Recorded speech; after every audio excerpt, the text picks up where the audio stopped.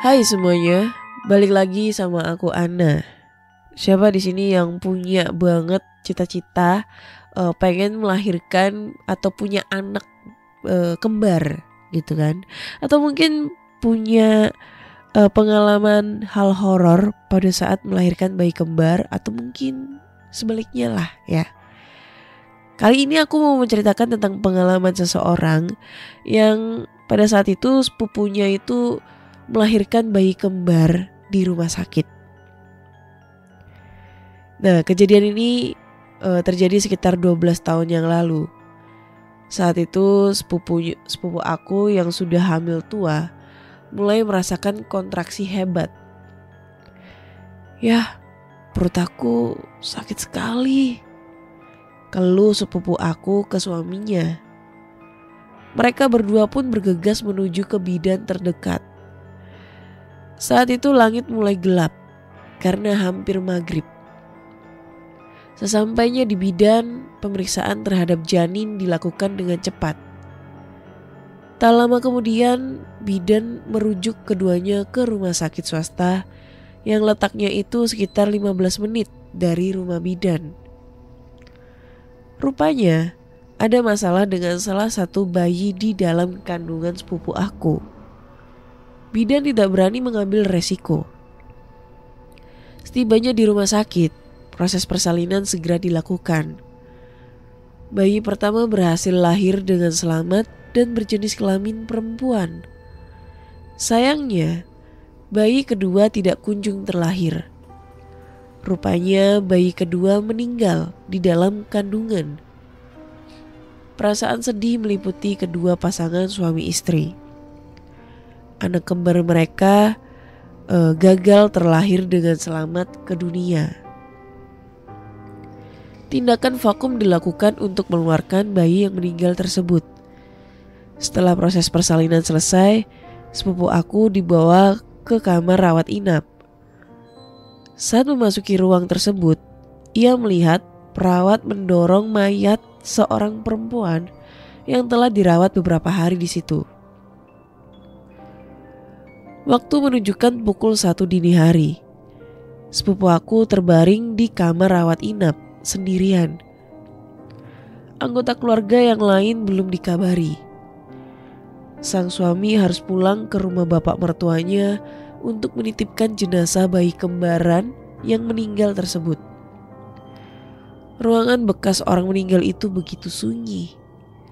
Gorden putih sesekali bergerak tertiup angin.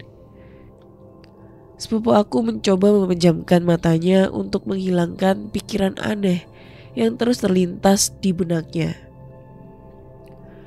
Beberapa kali ia membolak-balikan badannya, mencari posisi yang nyaman untuk tidur.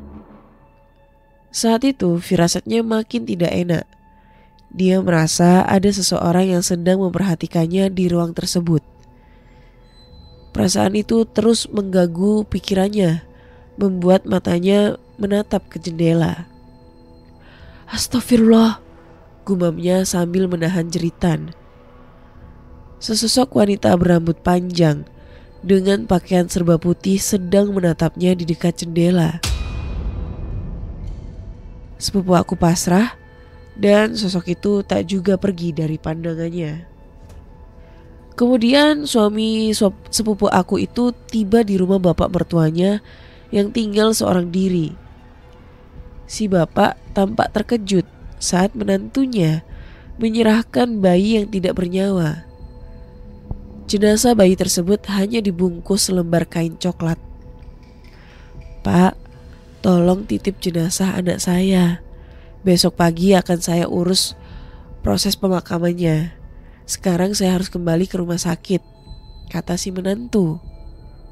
Tapi, kata bapak mertua terbatah. Si menantu yang terburu-buru segera bergegas menuju kendaraan untuk kembali ke rumah sakit. Bapak mertua bingung. Dia pun meletakkan mayat bayi perempuan di kamarnya. Dia tidak bisa meminta seseorang untuk menemaninya karena saat itu sudah pukul 1:30 dini hari.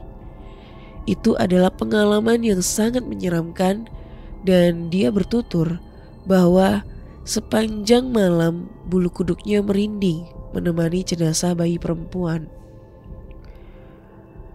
Lalu beberapa tahun berlalu.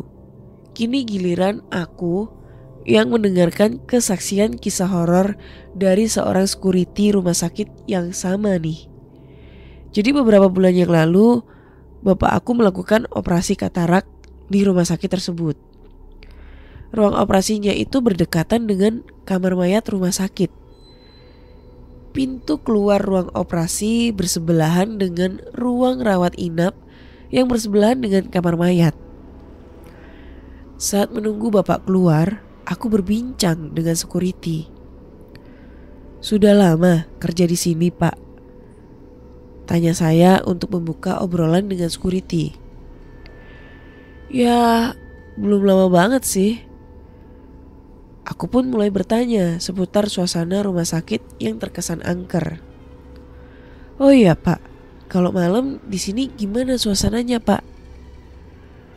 "Yang namanya deket kamar mayat pastinya rada gimana gitu. Contohnya nih ya, kayak di kamar nomor 204 di depan itu. Kamar itu udah lama kosong, tapi beberapa minggu lalu ada taksi yang datang ke pos. Katanya pasien kamar 204 order taksi." Aku menelan ludah sambil mencoba mengalihkan pembicaraan. Mungkin ada orang iseng kali, Pak, yang ngerjain si supir." "Enggak kok, si supir itu bilang kalau pasien itu sempat nelpon dan dia menjelaskan dengan detail letak ruangannya. Kalau memang ada orang yang ngerjain, masa iya dia harus survei ke rumah sakit terus masuk ke ruang kosong?" Tak lama bapak aku keluar, lalu aku segera membawa bapak aku keluar ruangan. Aku pamit ke security tadi dengan perasaan yang gak jelas. Rumah sakit ini memang terkenal angker. Dulu saat terjadi tabrakan kereta di antara Citayam dan Depok Lama, seluruh korban dilarikan ke rumah sakit ini. Jadi sekian dulu cerita dari aku kali ini. Semoga di cerita kali ini kalian bisa mengambil pengalaman dan hikmahnya ya. Dan mungkin jika ada yang pengalamannya sama nih tentang pengalaman di rumah sakit, dan rumah sakitnya ini memang berada di sekitaran antara Citayam dan Depok Lama, kalian bisa langsung aja kirim cerita kalian ke podcast Do You See What I See. Bye-bye.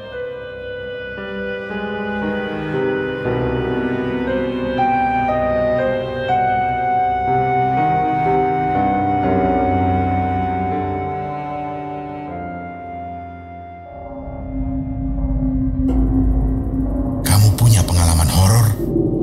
Kirim ceritamu ke podcast.ceritahoror@gmail.com.